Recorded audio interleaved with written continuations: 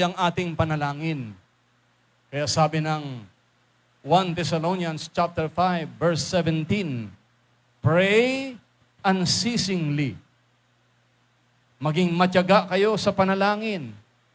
Pray without ceasing. Kaya dito po, salamat sa buhay ni Sister Roma na tuloy-tuloy po ang ating prayer meeting.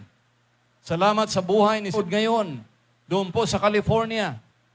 Tumutulong sa atin. Siya po ang talagang nagpursige nito. Hindi lang siya, marami pa sa atin pwede. Dito mga bata, ang tiyaga sa sayaw. Marami nang natuto mag-gitara, Brother Raul, mag-keyboard, sumayaw. Ba? Walang nasasayang na pagsaserve mo kay Lord. So, pray without ceasing. Huwag kang titigil sa ang pagdasal, mga kapatid, hindi lang nakaluhod lagi. Pwede ka naman nanalangin na nakatayo, o naglalakad, o nagtatrabaho. Pwede. So, huwag titigil sa panalangin. At laging pinagninilayan ang salita ng Diyos. Joshua chapter 1 verse 8. Ano po ang sabi ng Panginoon sa Joshua chapter 1 verse 8? Yan. Okay, Tagalog, muli. Sige po, buksan natin ang bibig natin. Lakas. Huwag mong kaliligtaang basahin ang aklat na yaon. Dili-dilihin mo yon araw-gabi upang matupad mo ang lahat ng nasusulat dito, doon. Sa gayon, giginhawa ka at magtatagumpay. Okay, sigaw po natin. Ako ay higit pa sa mananagumpay. Palakpakan natin ang ating Diyos. Okay. So, higit ka pa sa mananagumpay. Praise God. 8:37 ng Roma. Kita mo, pati pangalan mo, nasa Bible. Roma 8:37. Mananagumpay.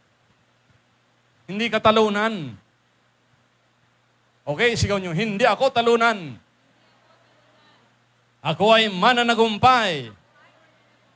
Palakpakan natin ang Panginoon. Dati, wala ka pa kay Lord. Takbo ka ng takbo.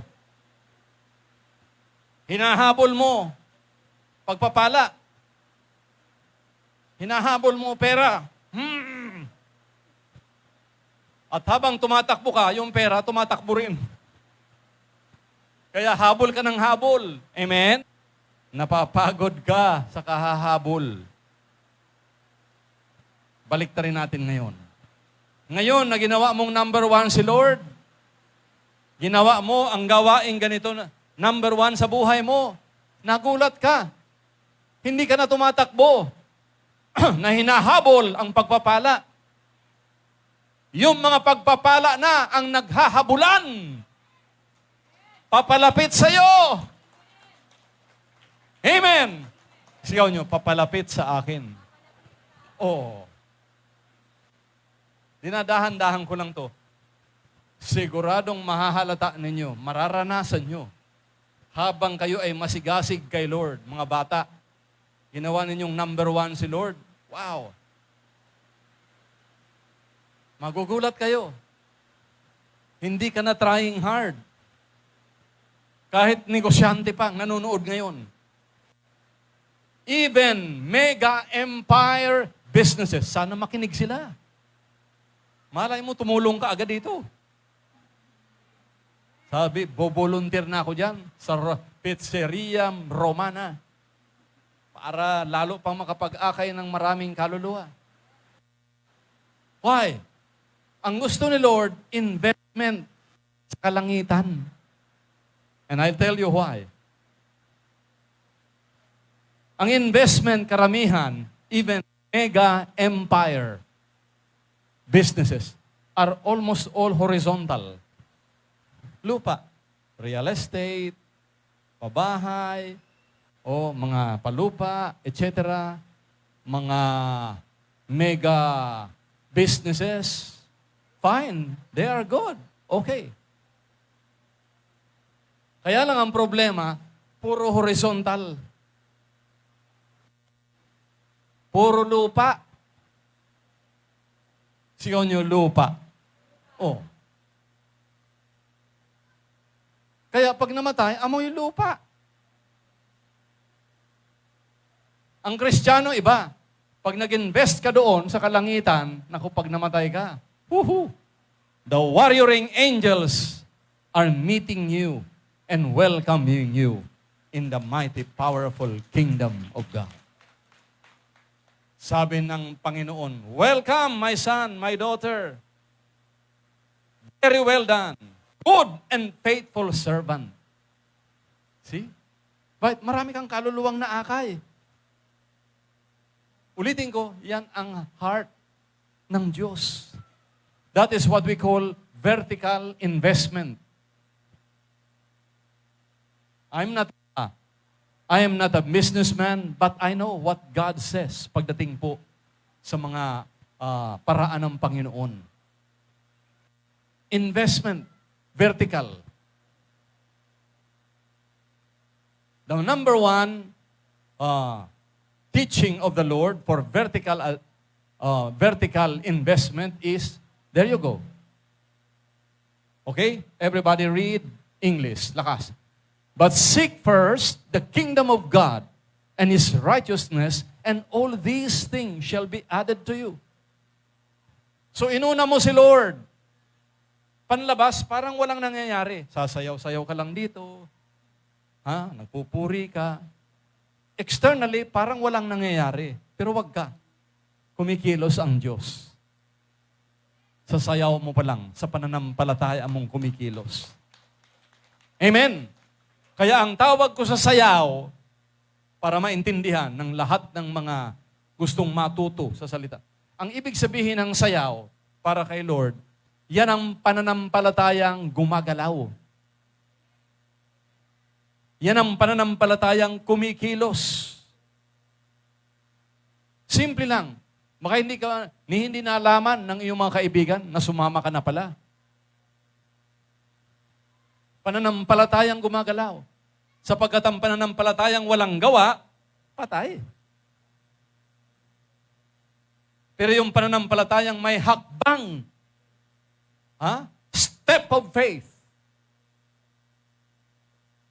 Nagugulat tayo minsan eh. Tama yung sinabi mo kanina, Sister Roma.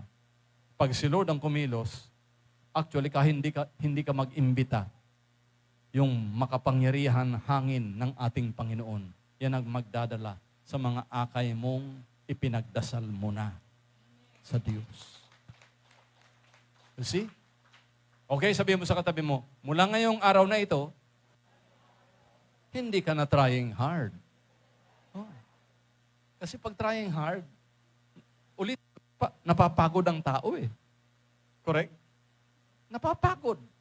Kahit sa business, kahit sa anumang ginagawa mo, pag trying hard ka at hindi ka sinamahan ni Lord, ang tawag daw dyan, sa katatakbo mo, ang tawag daw dyan ay race. R-A-C-E. Race. Di ba? Race means you are running on your own strength. Ilabas mo nga yan, Sister Angelica. Kapag sinamahan ka ng Diyos sa takbuhin mo, hindi na race, is what we call grace. Sigaw nyo, grace and race. O yan. Bilisan mo na if you run alone, it's called race. R-A-C-E. When God runs with you, it is called grace. Purihin ang ating Panginoon. Ibang klase yun. Yun ang time na mistulang hindi ka napapagod sa ginagawa mo. Yan ang biyaya ng Diyos. I will stay in here, dito po, para tutukan natin ito ng mabuti. Para after this 1 year, Sister Roma, na pagpupursige, ito na, lulutang ka na lang. Para kang piloto sa eroplano. Kahit hindi po ako piloto. Ang piloto sa eroplano may tinatawag na flying like glide. When an airplane glides, you don't use gasoline. Nag-glide ka lang. Ang gamit mo, hangin. So you don't waste energy or, fuel. Hindi ka pagod. Tingnan mo, ang agila, ganun din. Nag-glide lang at hindi magagalitin ang agila kahit tinutuka. Tinutuka ng mga raven. Hindi pinapatulan. Kaya sabi mo sa katabi mo, ikaw ba'y pumapatol? Sa mga salita sa iyo kung ano-ano. Ang advice ko sa iyo, kapatid, huwag mong sayangin ang lakas mo. Napapatol ka sa wala. Amen! Huwag mong sayangin. Okay, the best example is the eagle. Habang lumilipad ang agila, tinutuka-tuka dito sa likod ng raven. Or sa atin, uwak, kasi wala naman masyadong raven dito. Hindi pinapansin ng agila. Tanong ko sa iyo, kapatid, ikaw ba? Kung ano pinagsasasabi ng iba sa iyo, pinagpapapansin mo ba yan? Ikaw naman, Father Archie. Pag magalit ka, siyempre. Okay? Noon, hindi mo pa alam ang wisdom na galing sa Diyos. Kaya, pag nagalit, galit ka rin. Ngayon, iba na. Ang agila hindi nagagalit at hindi lumalaban doon sa uwak o sa raven. Ano gagawin ng agila? Lilipad ng napakataas. Hanggang pag-akyat doon, wala ng oxygen. Si raven, si uwak, laglag. Mabuti pa si Mami. Pick up ni Mami. Laglag si uwak. Bakit? No oxygen, baby. Hindi ka na makakatuka. Ang mga Kristiyano, hindi pato, hindi itik. Tayo ay mga agila. Amen! Isigaw ninyo, ako ay agila. Mula ngayon, hindi na ako pato. Hindi ako itik. Ayan, yung mga marites. Yung mga, kumare, ano ba ang latest? Ang daming mga napipikon ngayon. Ay, Diyos, kung ano pinagagagawa sa buhay. Pikon. Hindi mo pinagpapapansin yun. Dahil you have a better purpose for life. Hindi mo sinasayang ang oras mo. Ito mga kapatid, hindi mo sinasayang ang oras mo, ang talino mo, ang iyong resources, ang iyong time, everything that the Lord has entrusted to you. Hindi mo na inaaksaya yun.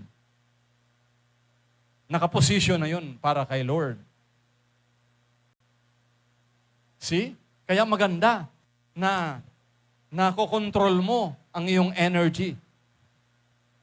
Kagaya ng agila, hindi mo pinapatulan yung mga raven na yan. Look at that, Tingnan mo. Yung mga nainggit sa'yo, tutukain ka yan. Bakit? Nasisilaw sa pagsikat ng araw sa buhay mo. Tutukain ka yan. Ulitin ko, itong agilang ito, hindi lumalaban.